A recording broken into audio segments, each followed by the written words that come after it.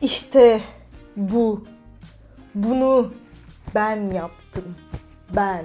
Sergiye koy, sanat eseri desinler. Herkese merhaba. Engerex Mutfağa hoş geldiniz. Bugünkü tarifimiz Vietnamlardan Engerex Mutfağa geliyor. Çok güzel, aşırı iştah açan bir sandviç tarifi. Banh mi isminde. Banh mi ne dersek? Banh mi şu anda Vietnam'da ekmek için kullanılan bir kelime. Ama köklerini ayırdığımız zaman ban buradaki pişmiş yemek anlamına geliyor. Mi de buğday. Aslında pişmiş buğdaylı yemek tarzında bir çeviriye sahip. Ama tekrar ama bir sürü amadan sonra sonuç ekmek anlamına geliyor. Fakat banh mi Vietnam'da bu şu an yapacağımız sandviç için de söylenen bir kelime. Ekmeği bahsedersek ne oluyor, ne bitiyor bu ekmekte? Tarihi olan, tarihi dokulara sahip bir tarif aslında. Bir basit bir sandviç deyip geçemeyiz. Vietnamlıların ekmekle tanışması Fransızlar sayesinde oluyor. Sayesinde mi desek artık yüzünden mi desek bilmiyoruz. Orası biraz tarihi karmaşalar.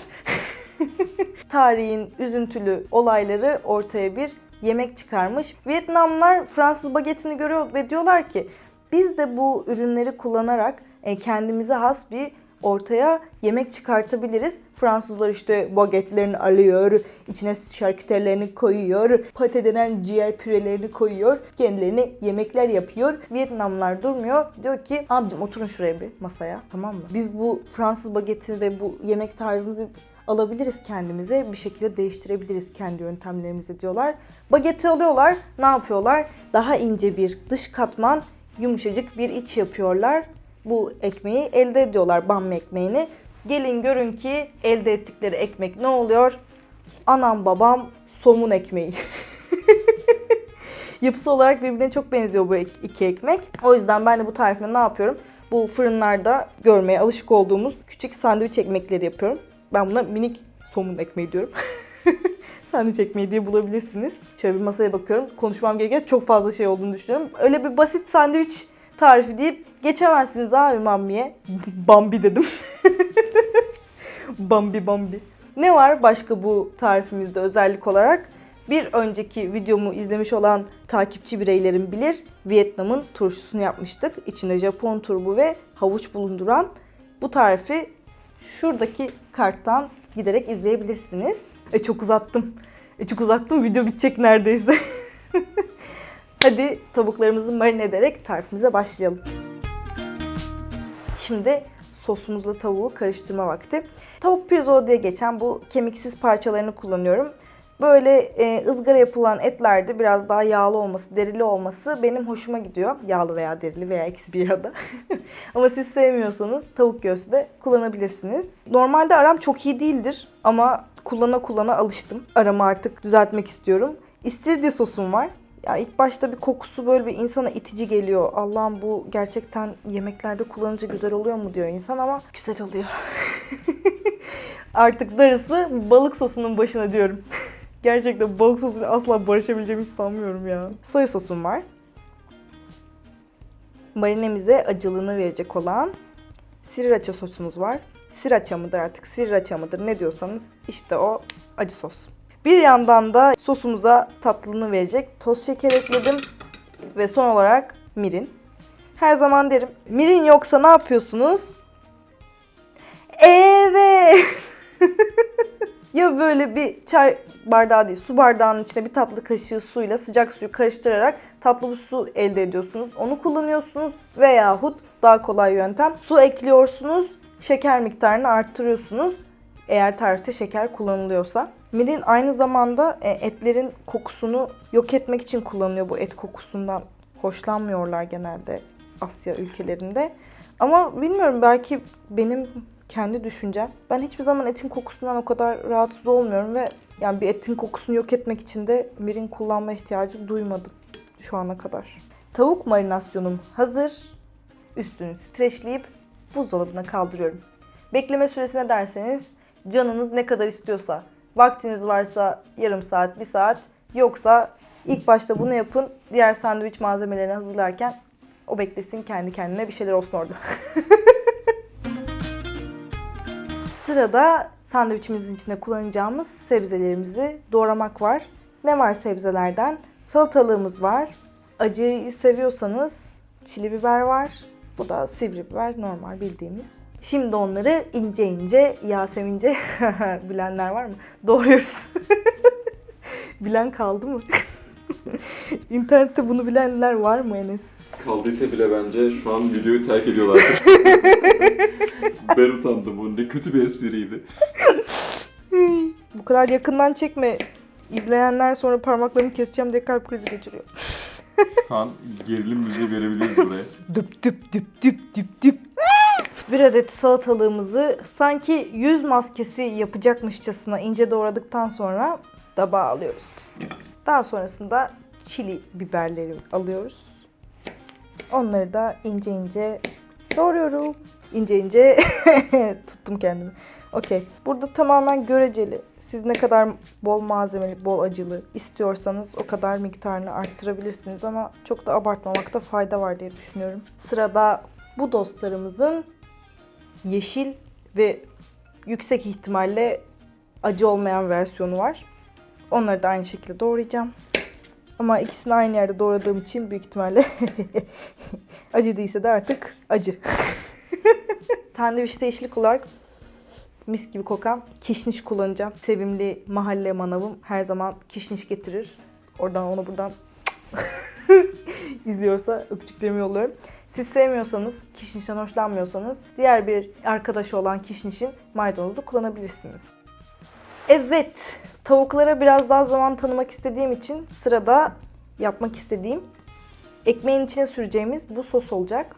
Normalde tarif araştırırsanız, bakarsanız yabancı sitelerden Maggi sos diye bir şey görürsünüz.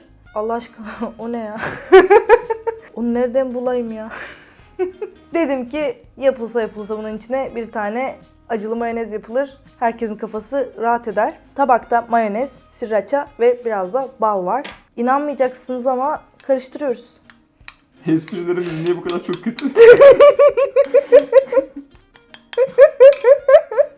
Yoruldum ya, kendimi çok yoruldum bugün. İşte şimdi ekmeğin içine süreceğimiz sosumuz hazır. Tavukları kızartmaya geçebiliriz. Ocağın altını açıyoruz. İçine naçizane bir miktar, eser miktarda bir zeytinyağımı döküyorum. Daha sonrasında dolaptan çıkardığım marine edilmiş tavuk etini tavama koyuyorum. Tabakta kalan sosu da tavaya dökebilirsiniz. Şimdi tavuğumuzu ters yüz ede ede böyle güzelce pişireceğiz. Şimdiden o sos üstüne yapışmış. Ne kadar lezzetli bir renge sahip oldu. Ağzım sulanıyor. Tutamıyorum efendim. Tavuklar sosu tamamen üstünü kapladı. Sosu zaten tavada iyice azaldı. Artık tavuklar pişti. Tabağa alabiliriz. Ekmeği güzelce ortadan ikiye böldüm. Ya şunların hepsini bunun içine gireceğini düşünür müsünüz lütfen biraz? Bu arada tavuğu kestim ben. Dilim. Bakın nasıl sulu, nasıl güzel. Direkt puf suyu aktı buraya. Of, ağzımız yakıyor gerçekten. Rengi çok güzel oldu. Burada hazırladığımız acı mayonezimiz vardı. Oradan şöyle dolu güzel bir kaşık alıyoruz. Ekmeğimizin tabanını sosluyoruz. Daha sonrasında tabanına kestiğimiz salatalıkları yerleştiriyorum. Bu sandviçi dizme işi yine şov işi arkadaşlar. Şu an tamamıyla görsele oynuyorum. Şöyle salatalıkları biraz daha görünürleri öne çıkartayım. Buraya kadar her şey iyi ve normaldi. Sırada ne var? Pişirdiğimiz enfes tavuklar. Yine görsele oynama. Banh mi ismindeki bu sandviç Vietnam'da sokaklarda rahatça bulabileceğiniz güzel bir atıştırmalık. Eğer olur da yolunuz Vietnam'a düşer giderseniz tatmadan geri gelmeyin. Gerçi ben İstanbul'da da bir tane banh mici açılmış gördüm geçen gün Instagram'da. Daha sonrasında efsane turşumuz geliyor. Uf. Kameraman burayı çek. Ekmeği biraz daha fazla güzelce doldurmak istiyorsanız içini boşaltabilirsiniz. Bu da küçük bir trik olsun. Yine her zaman dediğim gibi görsele oynayan bir yemek olduğu için. Böyle sanki üstünkörü serptim ben bunları ya. Öyle hani hiç düşünmedim bunları koyarken. Denk gelmiş. Öyle denk gelerek öyle güzel duruyor. Aralarında birkaç tane yeşil. Ve son dokunuşumuz.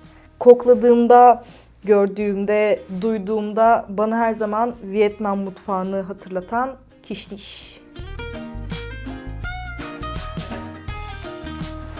İşte bu.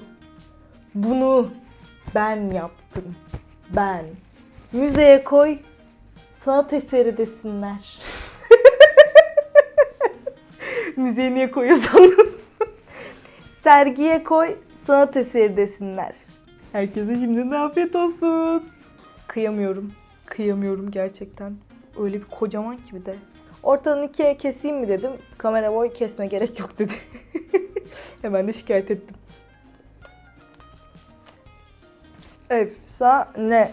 Tabii biraz da bunu efsane yapan ne olurdu? Ekmeklerimiz biraz daha çıtır olsaydı daha güzel olurdu. Ama bence yeterli seviyede. Tarifimi beğendiyseniz videomu beğenmeyi, bana destek olmak istiyorsanız kanalıma abone olmayı, herhangi bir soru, görüş, öneri veya tarif isteğiniz varsa da aşağıya yorum bırakmayı asla unutmuyorsunuz. Ayrıca bana destek olmak isterseniz ve sadece kanalıma abone olmak size az geliyor. Ben bu hanımefendiye biraz daha destek olmalıyım. Ben bu yapıma daha çok destek olmalıyım. Ben bu yapıma en çok destek olmalıyım diyorsanız. Vallahi biz de sizle hiç konuşmayız gerçekten. Olursanız seviniriz yani. Peki nasıl yapacaksınız bunu? Aşağıya Patreon linkimizi bırakıyoruz. Oradan giderek bize naçizane bize destek olabilirsiniz. Eğer gerçekten orta hal ve üstü biraz fazlaca paranız varsa teşekkür ederiz. Kabul ederiz. Ne yapalım efendim. Siz uygun görmüşsünüz. Bir sonraki tarihte görüşürüz. Sonra bir şey diyeyim mi? 10 numara 5 yıldız. Harbi mi? Kapat ışıkları gidip bunun dükkanını açalım. Ciddi misin? Valla. Aslında var ya PlayStation'cı açsak. Hı. Altına da Bambici. Bambici açacağız. Bambi değil, Bambi. Bambi açsak daha tutmaz. Islak hamburger de satarız. Bak efsane fikir bak. Hem bunu satacağız hem Heh. ıslak hamburger satacağız. Tamam. Ben bayılıyorum ıslak hamburgere. Güzel. O tarifte var biliyorsun bizde. Vallahi herhalde İzlemediler. Herhalde ben bile izlemedim. Diyorlar bir de niye Kore Asya tarifi yapıyorsun? Ha, Türkiye tarifi Ulan ıslak yapmadım. hamburger tarifi yaptık. Onu yaptım ya. Niye sahip çıkmıyorsun? Hiç bilmiyorum. Neyse. Ye bari sen. Ben yiyorum.